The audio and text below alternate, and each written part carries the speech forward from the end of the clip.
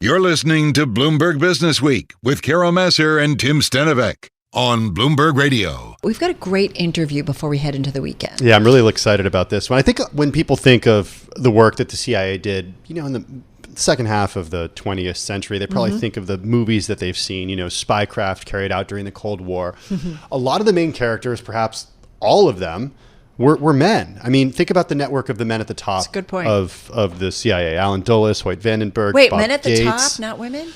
Well, let's get to our next guest, actually, because she discovered that there was another network at the CIA, one built by women. Here's what she wrote. Quote, "These women, like the men, were manipulators and operatives by instinct and training. During the Cold War and into the modern era, women worked alone and together, laboring in secret, running operations against the adversary, as well as striking often the organization they worked for." Love this. Pleased to have with us Liza Mundy. She's the author of the new book, The Sisterhood, The Secret History of Women at the CIA, as well as 4 other books, including the New York Times bestseller, Code Girls. She joins us on Zoom from Washington, D.C. Liza, so great to have you here with us. Women have been a part of the CIA since its inception in 1947, just after World War II. They've been around. It's funny, though, that we really haven't heard that much about it. Tell us how you got kind of turned on to this story. Yes, and thank you so much for having me. Women have been around in American intelligence and espionage even since before 1947, when the CIA was created.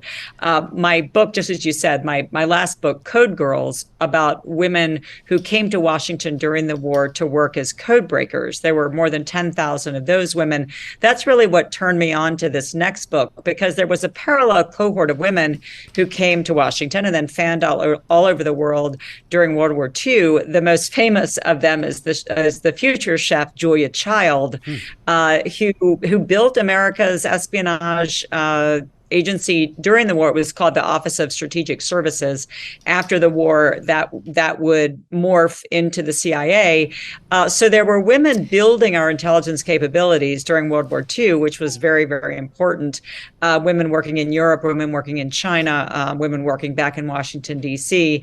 And then when the CIA was created, the architects of the institution knew that they needed women to, in some cases, to run the vaults. They were called the vault women. People forget that when spies are out collecting intelligence, all the intelligence has to get passed back to headquarters and it has to be kept track of. And now, of course, the CIA has a remarkable database of intelligence information going back for decades. So that was sort of where they thought they could keep the women channeled. But in fact, just as you all sort of teased there were also women who joined the clandestine service, who insisted that their gifts and talents lay in spycraft on the street, and who proved that women, far from being incapable of spycraft, which was essentially what was said about them, proved in many cases to be better, or at least to do it differently. Because if you're a woman in the 1960s, 70s, you're likely to be inconspicuous, underestimated as you move about the streets, and that turned out to be, needless to say, a great advantage if you're a spy. What were the ways that women came into spying? Like, how did they get recruited, or how did they join the CIA and then sort of rise through the ranks? Yes, that's a great question. So during the Cold War era, women, even college graduates, were often hired as clerks, as GS4s. So one of the principal women in my book, Heidi August, was hired out of college as a clerk. She was handed the same pamphlet she had been given as a kid when she wrote the CIA at age 11. So even though at this point she was a political science major, they made her start as a clerk, basically running stations overseas. And her logistical gifts were such that she learned really on the job. She was in Cambodia, she was in Libya, she watched the uprising, the coup by Muammar Gaddafi in Libya. She was the first American officer to see that.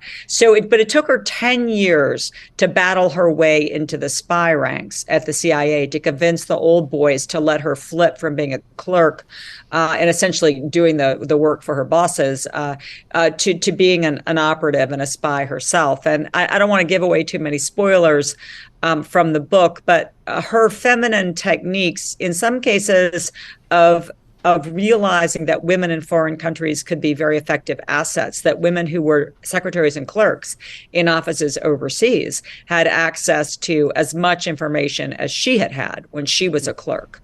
And so she looked at an asset as the person who is the foreign national who essentially commits treason by passing their country's information to the United States.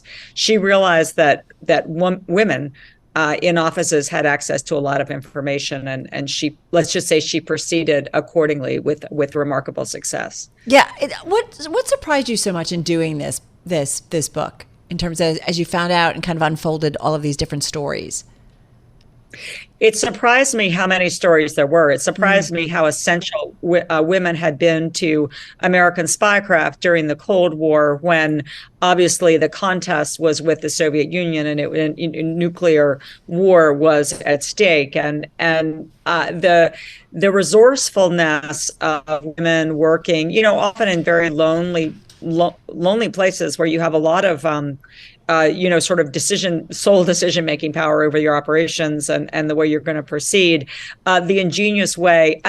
I will say also that one thing that surprised me was the importance that wives played during the Cold War. There's a chapter in the book called Housewife Cover. And many of the male spies who were sent overseas to places like Moscow, which were very difficult places to operate because CIA officers or suspected CIA officers were being surveilled all the time by their KGB counterparts. And so a lot of the work of spycraft was simply shaking the surveillance, and wives were absolutely critical. Wives could pick up what's called a dead drop, a message that's left in some, under a park bench or somewhere. There was one CIA wife, Shirley Sulik, who in Moscow would always carry a huge purse, and she would let fall from her purse, a lipstick or a pen, and then she would sweep up the dead drop to help out her husband. So it was an assist for her husband, right? Yeah, full partner, really. Yeah, it was. And again, you're inconspicuous. They think you're just a housewife. They think you're unimportant.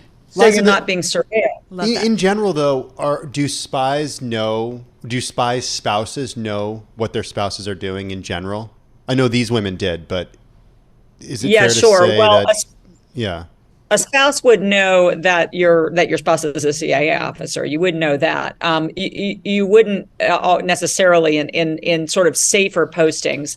The spouse wouldn't know where their CIA officer, husband or wife was going, for days at a time sometimes.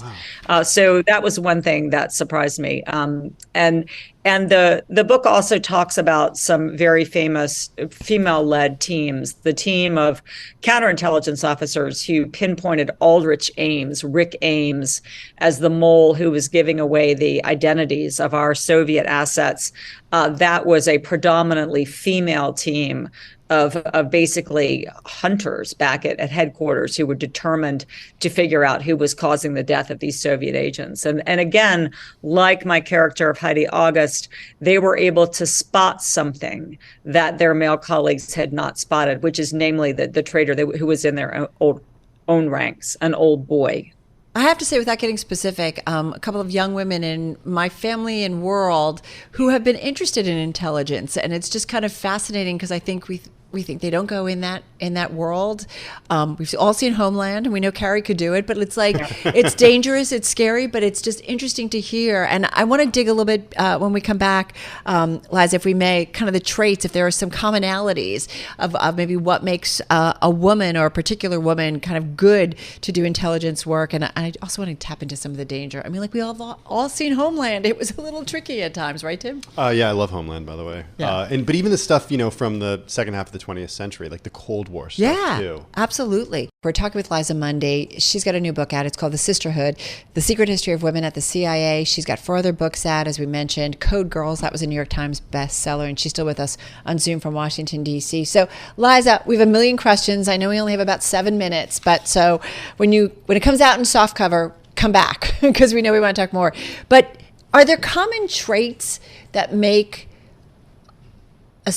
a woman good for intelligence work? Is there something, about women in particular Is it just that they're unassuming that, kind of out in the world, that people just don't think that they're going to be doing intelligence work? Is that what just makes them generally good? Or is there a trait that women are very special at, I guess, that makes it even better?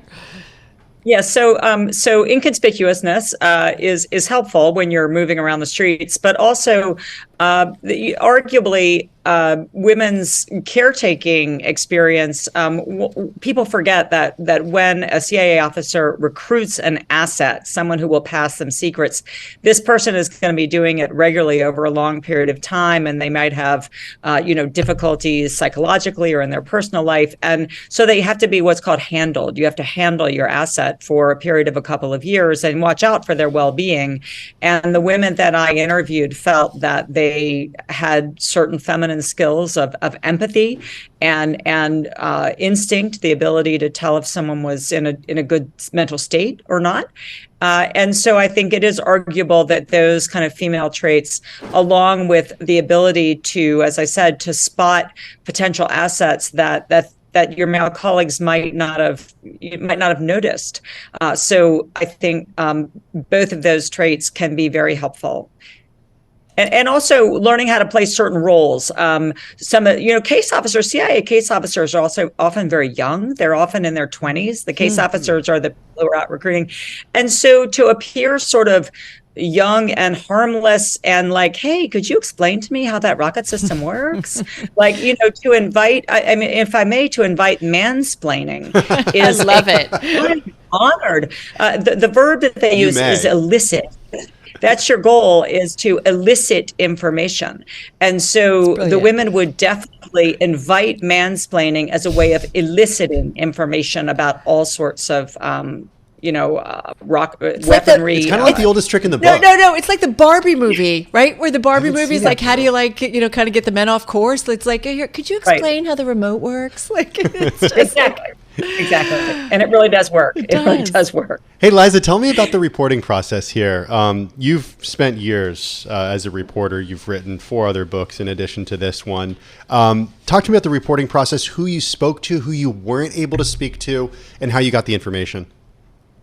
Well, I interviewed a lot of women spies from different generations, women who started as clerks or were recruited in the 1960s, even in the 1950s.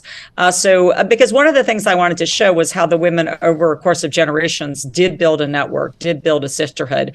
The CIA is a very clubby place. It always has been. It runs on networks. It's an institution where there's a lot of, you have to watch out for your colleagues. There's potentially undermining from your colleagues. And so it is important to have allies and to have a network of people who will watch your back. And it took women a long time to build that. So I interviewed women from all generations about their spy work. I also interviewed women who retired more recently who worked as analysts. So it's important to remember that during the 1980s, so the Cold War is still going on, and the anti-communist struggle is really sort of where you want to be in the top jobs. But there was a group of women who became early on interested in counterterrorism, the terrible plane hijackings of the 1980s, the emergence of these terrorist groups.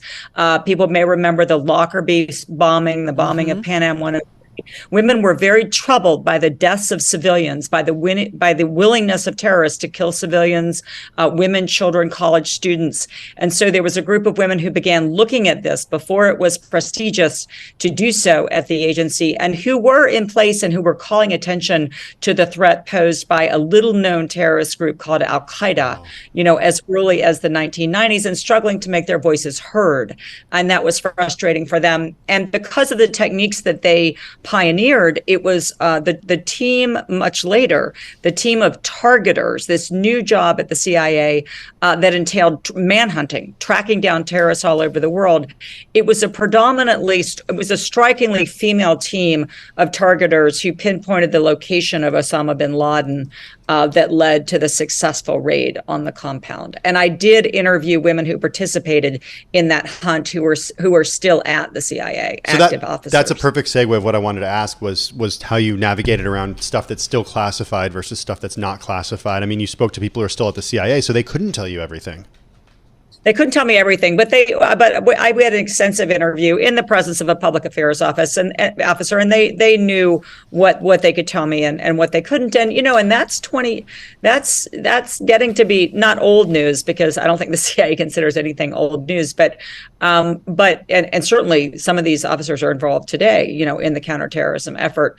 But they could reveal about that operation. I mean, there have been books written about that operation in the compound, right. So they could certainly talk about the role that the targeters played in that operation. Hey, Liza, just have about a minute left. How dangerous were some of these women? The situations that they found themselves in.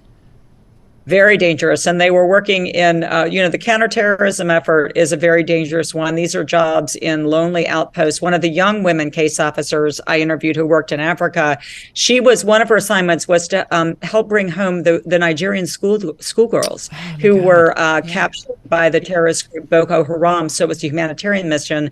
And when she was stationed at a lonely outpost, she had a Glock. And she was given 50 rounds of ammunition, and they told her, 49 are for the enemy, and the last one would be for you. And so it was extraordinarily difficult work and lonely. And she describes it as being the most important work that she's ever done in her career. What an amazing book. What an amazing, just the stuff that goes on that we're just not aware of. Just really, really fascinating. Liza, quickly, next book, what's it going to be? Where do you go? I've got some envelopes at home that are the results of some Freedom of Information Act requests that I placed 2 years ago before the pandemic. So I just want to open them and see what's in them. Love it, love it. Awesome. As we said, come back when it's out in paperback. We'd love to continue this conversation with you. Liza Mundy, her new book, The Sisterhood, The Secret History of Women at the CIA, joining us on Zoom from Washington, D.C. The whole control room was just like on that last response, that last answer was like, what? Yeah, really cool stuff. All right, this is Bloomberg Radio.